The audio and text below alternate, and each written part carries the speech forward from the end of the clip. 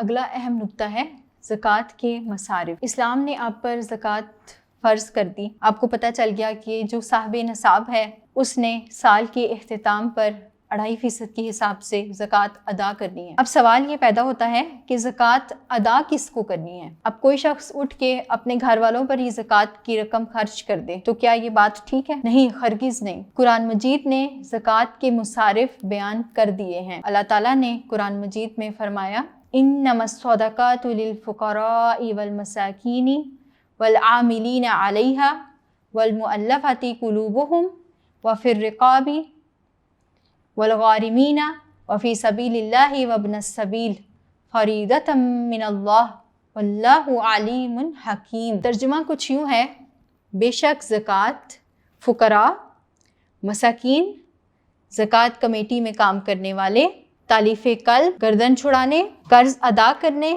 اللہ تعالیٰ کے راستے میں اور مسافروں کے لیے ہے۔ یہ اللہ تعالیٰ کی طرف سے لکھا ہوا ہے، یعنی فرض ہے، اور اللہ جاننے والا، حکمت والا ہے۔ اس آیت کی روشنی میں اللہ تعالیٰ نے آپ کو 8 مصارف بتا دیے ہیں، یعنی مصارف سے مراد وہ لوگ جن پر آپ نے زکوٰۃ کی رقم خرچ کرنی ہے یا جن کو زکوٰۃ ادا کرنی ہے۔ ان میں سب سے پہلے نمبر پہ آ جاتے ہیں فقراء، پھر ہے مساکین، پھر وہ لوگ جو زکوٰۃ کمیٹی میں یا زکوٰۃ کے عملے میں ہوتے ہیں، پھر اس کے بعد تالیف قلب کے لیے، پھر ہے قرض ادا کرنے کے لیے، گردن چھڑانے کے لیے، اللہ کے راستے میں اور مسافروں کے لیے۔ یہ 8 مصارف ہیں۔ اب میں آپ کے سامنے ان مصارف کو مختصراً بیان کروں گی۔ فقراء اور مساکین سے وہ لوگ مراد ہیں جن کے پاس گزر بسر کرنے کے لیے یا بیسک نیڈز کو پورا کرنے کے لیے مطلوبہ رقم نہیں ہوتی، وہ اپنی زندگی قسم پرسی کی صورت میں گزار رہے ہوتے ہیں، تو ایسے لوگوں کو زکوٰۃ ادا کرنا ہوتی ہے۔ علماء کے نزدیک اس بات میں اختلاف ہے کہ کیا فقراء زیادہ نیڈی ہوتے ہیں یا مساکین؟ سب سے پہلے فقراء کو دیا جائے گا یا مساکین کو؟ اس اختلاف سے قطع نظر فقراء اور مساکین دونوں ہی مصارف زکوٰۃ میں آتے ہیں۔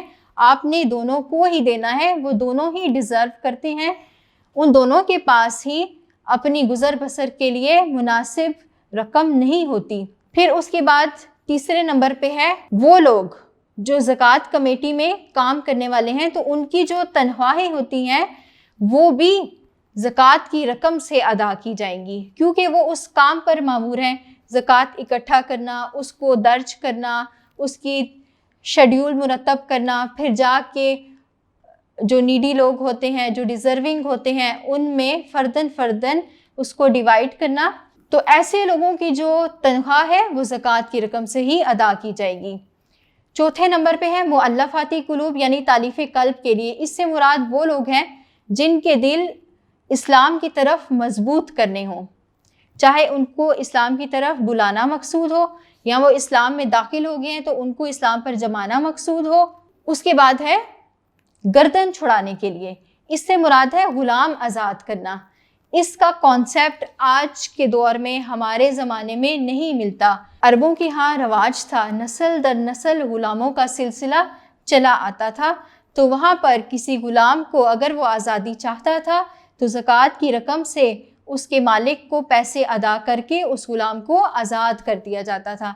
تو آج کل غلامی کا کانسیپٹ نہیں ہے، آج کل زکوٰۃ کا یہ مصرف ختم ہو چکا۔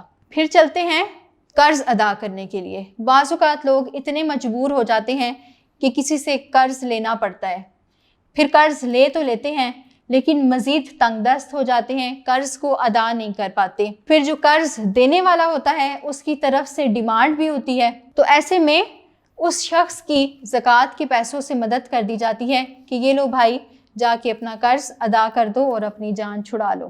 پھر اس کے بعد آتا ہے فی سبیل اللہ، یعنی اللہ کے راستے میں خرچ کرنا۔ اللہ کے راستے میں خرچ کرنے کی بہت سی صورتیں ہو سکتی ہیں، آپ جہاد میں لگا دیں، اور مسافروں پر بھی خرچ کیا جا سکتا ہے۔ اب اگر کوئی مسافر، یہاں مسافر سے مراد شرعی مسافر ہے، یعنی شریعت نے جو ایک حد مقرر کر دی ہے کہ جو اتنا فاصلہ طے کر کے آئے اپنے شہر سے، اپنے گھر سے کسی دوسرے شہر میں جائے تو اس کو مسافر کہتے ہیں۔ یہ تقریباً 48 میل کا سفر ہے جو طے کرنے والے کو مسافر گردانا جاتا ہے شریعت کی روح سے۔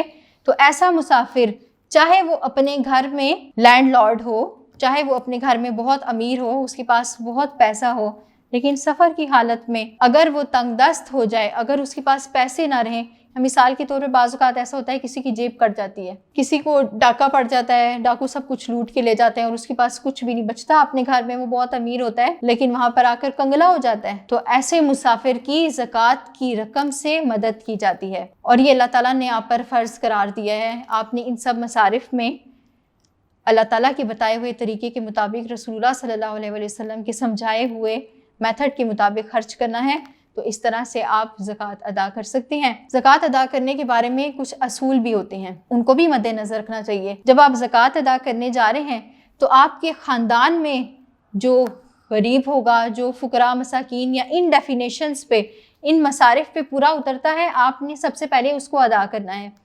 مثال کے طور پر آپ کی خالہ ہیں، آپ کے ماموں ہیں، آپ کے سب سے قریبی عزیزی رشتہ دار ہیں، تو آپ سب سے پہلے ان کا خیال رکھیں گے، اس کے بعد آپ اپنے خاندان سے باہر جا کر دیکھیں گے جو ضرورت مند ہیں، اور اس میں بھی جو سفید پوش ہیں آپ نے ان کا خیال رکھتے ہوئے ان کو زکوٰۃ ادا کرنی ہے۔ والدین اپنی اولاد کو ادا نہیں کر سکتے، اولاد اپنی والدین کو زکوٰۃ ادا نہیں کر سکتے۔ اس کے علاوہ سادات بنی ہاشم جو ہیں ان کو زکوٰۃ ادا نہیں کی جا سکتی، تو زکوٰۃ ادا کرتے ہوئے ان باتوں کا بھی اہتمام کرنا ضروری ہے۔